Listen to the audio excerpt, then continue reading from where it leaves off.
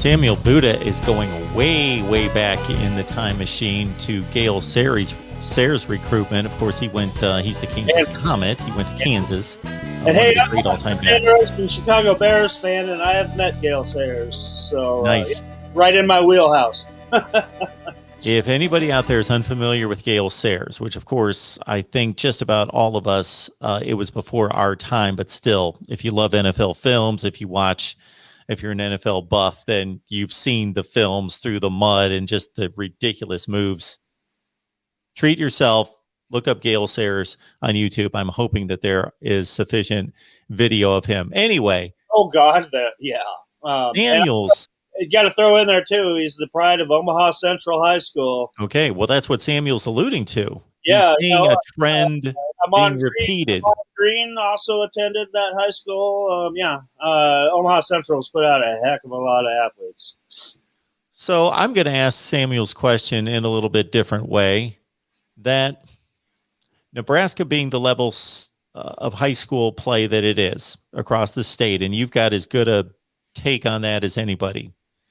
When you compare the state versus what you would expect the Nebraska football program at the collegiate level to produce, you got a pretty good gauge, I'm sure, as to how many players should we be taking from Nebraska versus how many players do we need to go outside the state to get. So whether that's like, in some states, the top prospect's about the only guy in the state that a major program would want, in pick your state, Idaho, somewhere like that. You go to other states and you can go 100 deep in Florida and you're still looking at good players. Yeah. So in Nebraska, whatever number that is Nebraska getting its fair share of that top 5, 10, 15 at whatever point you think they start to drop off? Yeah, I see exactly where this question is going because obviously right now the top 4 ranked prospects in this year's class coming out of the state aren't coming to Nebraska. And it's kind of an anomaly, and there's really nothing to read into it except for the fact that all 4 of these guys did not grow up a Nebraska fan. Okay. They've got a lot of roots from other parts of the country, and they're not your traditional kid that was born and raised here and living and dying Nebraska football. So, and that kind of happens sometimes. This is just one of those years. And so, Nebraska moves on and they get as many of the other highly rated guys or guys that they think can help them. And then, you always have that trump card with your walk-on program that is always going to land you a lot of those prospects that had other offers and had other options, but would rather choose to stay here and pay their way into college and play for Nebraska.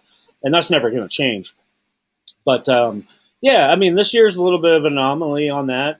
But for the most part, that number in this state has been steadily climbing of Division I prospects that are produced out of here year in and year out now. I 20 years into this recruiting game and 10 years now, last 10 years stationed here and actually watching a lot of high school football, where I played high school football at. And, it was kind of a culture shock when I came back after when I would be used to, going out and covering a game, say either in Texas or California or Florida or the Atlanta area or Ohio or Pennsylvania. When you see like 30 D1 guys on the field at one time, and then you come back here and, wow, it's kind of funny when you see like 3 D1 guys on the same team. So you got to kind of adjust that. But like I'm saying, the number in the state has been steadily going up. Obviously, the Omaha metro area has always been, able to produce plenty of talent that ends up in the NFL.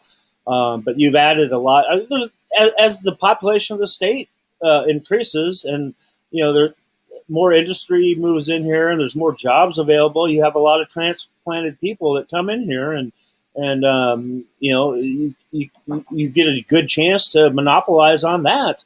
A good example of that is right here in Lincoln when you have Tony Tuioti, who's the defensive line coach at Nebraska, and he's got one of the most talented kids in the country. And you kind of you get a little bit of that. They would have never considered Nebraska, 4 or 5 years ago before Coach Tuioti joined the staff. So, there's a lot of factors that go into that, and I'm proud to say that I've seen the talent pool in this state steadily rise year in and year out.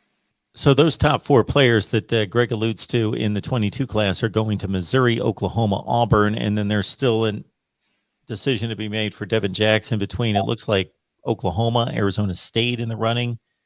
But if we go back to 21, Nebraska did miss on 2 of the top 3, but they hit on the next 4. So they hit on 5 of the top 7 in 21 in state. Yeah. And I mean, it's a cyclical process, and it also depends on numbers that you're taking. Some kids don't, they kind of shy away from competition sometimes. And I'm not trying to say anything bad about a prospect in that sense, but it's all about fit. And bottom line is that a lot of these kids nowadays that are growing up in the state of Nebraska have not seen Nebraska be successful on the field. So, like we always say, winning cures all. And, when you see Nebraska start to put things together on the field and start winning ball games, that number decreases on those numbers that you allow to leave the state.